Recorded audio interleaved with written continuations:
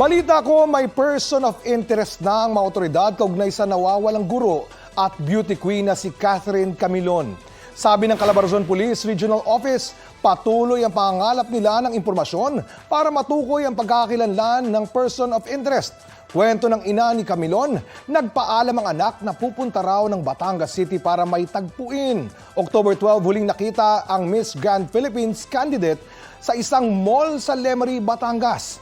Nasa 200,000 pesos na ang reward money para sa makakapagturo kung nasaan si Catherine. Mula yan sa LGU at mga negosyante sa lalawigan. Mga kabalita, pwede kayong makipag-ugnayan sa hotline ng Tuy Municipal Police Station. Balita ko, may tututukan kayo tuwing 10:30 a.m. sa GTV.